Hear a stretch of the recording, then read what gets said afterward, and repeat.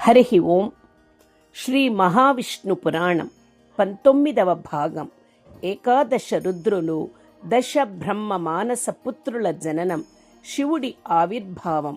ముల్లోకాలలో నివసించే వారిని సృష్టించిన బ్రహ్మకు తృప్తి కలుగలేదు. వారికి ధర్మము బోధించి ధర్మ మార్గములో నడిపించేవారు ఎవరు అని ఆలోచించాడు. బ్రహ్మ నుంచి ఒక నిట్టూర్పు వెలువడింది. ఆ నిట్టూర్పు నుండి ఒక దివ్య పురుషుడు అవతరించాడు. అతడే కర్దమ ప్రజాపతి. బ్రహ్మ కర్దముని చూసి, పుత్ర కర్దమ, తగిన కన్యను వివాహమాడి మానవ సంతతిని వృద్ధి చేయుము అని ఆదేశించాడు. కర్దముడు బ్రహ్మకు నమస్కరించి, తండ్రి, మీ ఆజ్ఞను పాటిస్తాను, కాని ముందుగా విష్ణువు అనుగ్రహం కోసం తపస్సు చేస్తాను. ఆయన ప్రత్యక్షం కాగానే తగిన కన్యను వివాహానికి చూపించమని అడిగి ఆ కన్యను వివాహమాడుతాను అని తపస్సుకు వెళ్ళిపోయాడు. బ్రహ్మ కర్దముని నిర్ణయములో కల ధర్మబద్ధతను గమనించి మౌనంగా ఉండిపోయాడు. సృష్టి తను అనుకున్నట్లు సాగకపోవడముతో బ్రహ్మకు తన మీద తనికే ఆగ్రహం కలిగింది.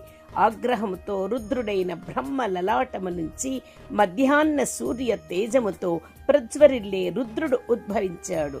రుద్రుడు కాలాగ్ని ఉచ్ఛ్వాసాల నుండి రుద్రునితో సమానులైన మహాత్ముడు, మతిమంతుడు, భీషణుడు, భయంకరుడు, ఋతధ్వజుడు, ఊర్ధ్వకేశుడు, పింగళాక్షుడు, రుచి, శుచి, కాలాగ్ని అనే రుద్రాంశ సంభూతులు జన్మించారు.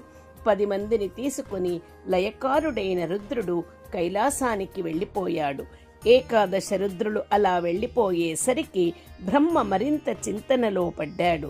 అప్పుడు బ్రహ్మ మానసము నుండి మరీచి, కుడి చెవి నుండి పులస్త్యుడు, ఎడమ చెవి నుండి పులహుడు, కుడి కన్ను నుండి అత్రి, ఎడమ కన్ను నుండి క్రతువు, నాసిక నుండి వశిష్ఠుడు, నోటి నుండి అంగీరసుడు, కుడి పార్శ్వము నుండి భృగువు, ఎడమ పార్శ్వము నుండి దక్షుడు, కంఠము నుండి నారదుడు అవతరించారు.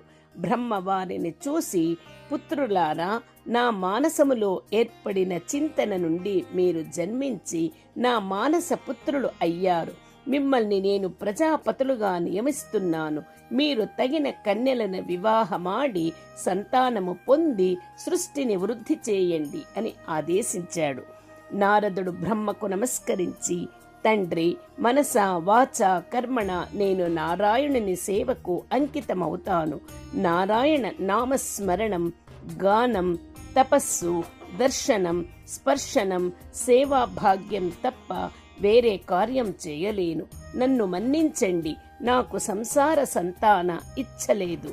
స్థిరంగా ఒక చోట ఉండి నారాయణ సేవ చేసుకునే వరం ప్రసాదించండి అని ప్రార్థించాడు. నారదుడి మాటలు బ్రహ్మకు ఆగ్రహం కలిగించాయి.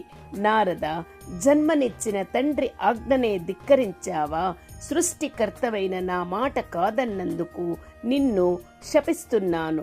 ఒక చోట స్థిరంగా నిలవకుండా ముల్లోకాలు నారాయణ నామస్మరణ చేస్తూ తిరుగుతూ త్రిలోక సంచారివై జీవించుము అని శపించాడు. నారదుడు మరింత ఆనందము పొంది, తండ్రి, ముల్లోకాలు నారాయణ నామస్మరణ చేస్తూ సంచరించే భాగ్యమును కలిగించారు. నా జన్మ చరితార్థమయ్యింది అని నమస్కరించి నారాయణ నామగానం చేసుకుంటూ వెళ్ళిపోయాడు. మిగిలిన 9 మంది మానస పుత్రులను చూసి బ్రహ్మ అసహనంగా, మీ సంగతి ఏమిటి? నారదునిలా శాపం పొందుతారా, లేక నా ఆదేశం పాటిస్తారా అని అడిగాడు. మరీచి మొదలైన వారు భయభక్తులతో బ్రహ్మకు నమస్కరించి, తండ్రి, మీ ఆదేశం ప్రకారమే సృష్టిని వృద్ధి చేస్తాము. మాకి తగిన కన్యలు లభించే వరకు మమ్మల్ని తపస్సు చేసుకోవడానికి అనుమతించండి అని బ్రహ్మదేవుడు అనుమతి పొంది తపస్సుకు వెళ్ళిపోయారు. బ్రహ్మ తను అనుకున్నట్లుగా సృష్టి జరగకపోవడముతో అసహనము చెంది సృష్టిలో తనకు సహకరించేవారు ఒక్కరూ లేరు అనుకుంటూ గట్టిగా తొడపై చేతితో చరిచాడు. అంటే కొట్టుకొన్నాడు. మరుక్షణం ఆయన తొడ నుండి అఖండ తేజస్సుతో ఒక శిశువు జన్మించాడు. ఆ శిశువు పుట్టిన వెంటనే నాకు నామకరణము చెయ్యి అంటూ ఏడవసాగాడు. బ్రహ్మ ఆ శిశువుని ఊరడిస్తూ, శిశువుగా జన్మించిన నీకు శివుడు అని నామకరణం చేస్తున్నాను. నిన్ను భక్తితో కొలిచిన వారికి, ఆశ్రయించిన వారికి దుఃఖములు తొలగించి సకల సుఖములు ఇస్తావు, చివరిలో కైవల్యము ప్రసాదిస్తావు అని వరమిచ్చాడు. శిశువు సంతోషపడకుండా 7 సార్లు బిగ్గరగా ఏడ్చాడు. ఏడ్చిన ప్రతిసారి ఒక్కొక్క నామముతో నామకరణము చేస్తూ బ్రహ్మ సముదాయించాడు. భవుడు, శర్వుడు, మహేశ్వరుడు, పశుపతి, భీముడు, మహాదేవుడు, ఉగ్రుడు అనే 7 పేర్లు ఆ శిశువుకి వచ్చాయి. తరువాత బ్రహ్మ శిశువుకి శరీరాలుగా సూర్యుడు, చంద్రుడు, పృథ్వీ, జలము, అగ్ని, వాయువు, ఆకాశం, యజమాని అనే అష్టభూతములను నియమించి శివుని అష్టమూర్తిగా చేశాడు. అష్టమూర్తి అయిన శివుని చూసి భూలోకానికి గల అష్టదిక్కులు నీకు ఆధీనం చేస్తున్నాను. అష్టదిక్కుల మధ్య ఉన్న భూమండలానికి ఆయురారోగ్య ప్రదాతవై విరాజిల్లుము అని దీవించాడు. వెంటనే శివుడు శిశురూపం వదిలి పూర్ణ రూపము దాల్చి, బ్రహ్మదేవ, భూలోకములోని అష్టదిక్కులకు నన్ను అధిపతిని చేసి నీకు ఏ దిక్కు లేకుండా చేసుకొన్నావు. ఫలితంగా నీకు భూలోకములో ఆలయాలు ఉండవు, నీ విగ్రహమూర్తికి ప్రతిష్టాపనలు, పూజలు ఉండవు అని అదృశ్యమయ్యాడు.